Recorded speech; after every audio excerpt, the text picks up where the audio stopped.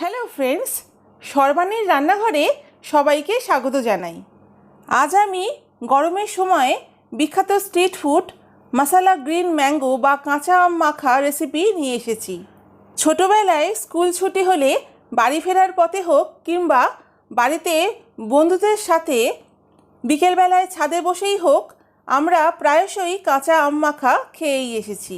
তবে বর্তমানে এটি গরমের সময় বিখ্যাত স্ট্রিট ফুডে পরিণত হয়েছে। আজ আমি আমার এই ভিডিওতে খুবই সহজে কাঁচা আম মাখা কীভাবে তৈরি করবেন তা বানিয়ে দেখাবো। তাহলে আসুন দেখে নেওয়া যাক চটপটা কাঁচা আম মাখা।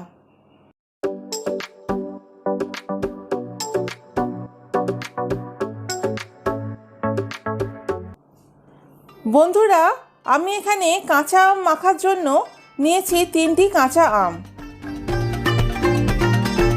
এবার কাঁচা আমগুলোর খোসা ছাড়িয়ে আমি আমগুলোকে ছোট ছোট পিস করে কেটে নেব। আমি প্রথমে আমের খোসাগুলো ছাড়িয়ে আমগুলোকে জলে কিছুক্ষণ ডুবিয়ে রাখব, যাতে আমের একটা কষ থাকে সেটা বেরিয়ে যায়। আমি ঠিক এইভাবে সবকটা আমের খোসা ছাড়িয়ে আমগুলোকে জলে কিছুক্ষণ ডুবিয়ে রাখব।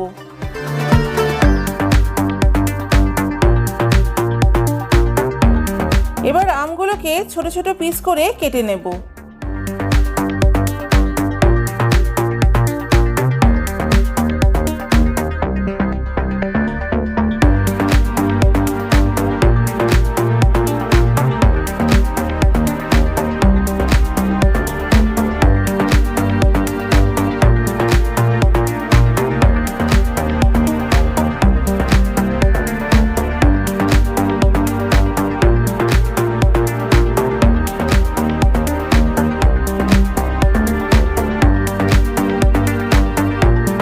দেখুন, আমার সবকটা আম কাটা হয়ে গেছে। এবার একটি পাত্রে তুলে নেব।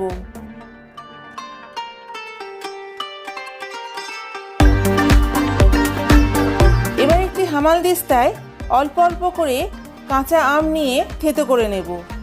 খুব বেশি থেঁতো করার দরকার নেই, অল্প করে ঠুকে নিলেই হবে, যাতে আমি যখন আমে মশলা মাখাবো তখন ফ্লেভারটা আমের ভিতর অবধি চলে যাবে। দেখুন, আমার সব আম থেঁতো করা হয়ে গেছে। এবার আম মাখার জন্য একটা মশলা তৈরি করে নেব। মশলার জন্য আমি নিয়েছি 1 টেবিল স্পুন চিনি, 2টো কাঁচা লঙ্কা, 1 টিস্পুন লঙ্কার গুঁড়ো, 1 টিস্পুন বিট নুন আর 1 টিস্পুন রেগুলার নুন। এবার সমস্ত মশলাগুলোকে ভালো করে থেঁতো করে নেব। আপনাদের কাছে যদি হামালদিস্তা না থাকে, এই কাজটা আপনারা শিলনোড়ায়ও করতে পারেন। দেখুন, আম মাখার জন্য আমার মশলা রেডি হয়ে গেছে।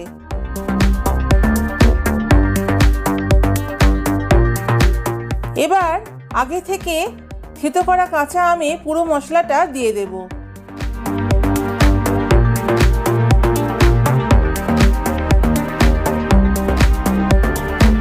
দেব 1 টিস্পুন কাসুন্দি। আমি এখানে দোকানে কাসুন্দি ব্যবহার করেছি। আর দিয়ে দেব ধনেপাতা কুচি ও সামান্য সরিষার তেল। এবার সমস্ত মশলা দিয়ে আমটাকে ভালো করে মেখে নেব। এই কাঁচা আম মাখাটা যদি আপনারা মাখার পরে 30 মিনিট রেখে দেন, তাতে আমটা বেশ মজে যাবে, তাতে টেস্ট আরও দ্বিগুণ হয়ে যাবে। দেখুন, তৈরি হয়ে গেল আমার আজকের রেসিপি কাঁচা আম মাখা। তাহলে বন্ধুরা, কেমন লাগলো আমার আজকের রেসিপি এই কাঁচা আম মাখা? ভালো লাগলে অবশ্যই বাড়িতে এইভাবে বানিয়ে খাবেন ও বাড়ির ছোটদেরও দেবেন। আশা করি তারাই বেশি এনজয় করবে। তাহলে বন্ধুরা, আজকের ভিডিওটা যদি আপনাদের ভালো লেগে থাকে তাহলে অবশ্যই একটা লাইক করবেন ও প্লিজ আমার চ্যানেলটিকে সাবস্ক্রাইব ও শেয়ার করবেন। আর আমার আপকামিং ভিডিওর আপডেটের জন্য পাশে থাকা বেল আইকনটি অ্যাক্টিভ করে দেবেন। তাহলে আজকের মতো এইটুকু। আবার হাজির হব নতুন আরও একটা রেসিপি নিয়ে। আপনারা সবাই ভালো থাকবেন, সুস্থ থাকবেন।